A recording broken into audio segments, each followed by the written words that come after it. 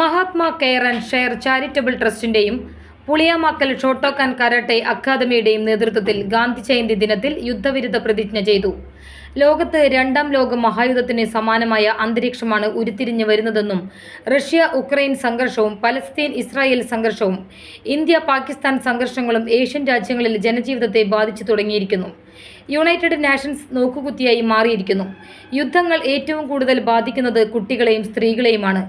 ഭക്ഷണവും വസ്ത്രവും പാർപ്പിടവും ഇല്ലാതെ അനാഥരായ ബാല്യങ്ങൾ ഒരു ദുരന്ത കാഴ്ചയാണ്. ഈ സാഹചര്യത്തിലാണ് ഒക്ടോബർ 2 ഗാന്ധി ജയന്തി ദിനത്തിൽ ഇനിയൊരു യുദ്ധം വേണ്ട എന്ന പ്രതിജ്ഞയെടുത്തത്. Karate academy chairman Jijo Kurian അധ്യക്ഷത വഹിച്ചു. Mahatma trust chairman K Ajith Kumar പ്രതിജ്ഞ ചൊല്ലി ചടങ്ങ് ഉദ്ഘാടനം ചെയ്തു.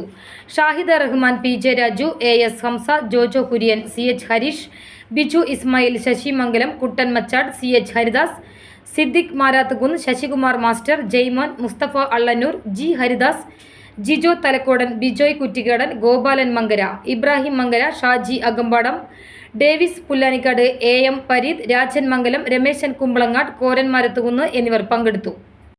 വേണ്ടേ വേണ്ട വേണ്ടേ വേണ്ട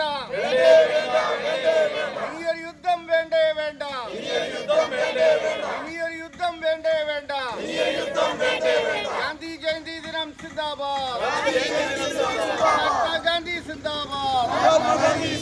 വേണ്ടേ വേണ്ട വേണ്ടേ വേണ്ട ഇനിയൊരു യുദ്ധം വേണ്ടേ വേണ്ട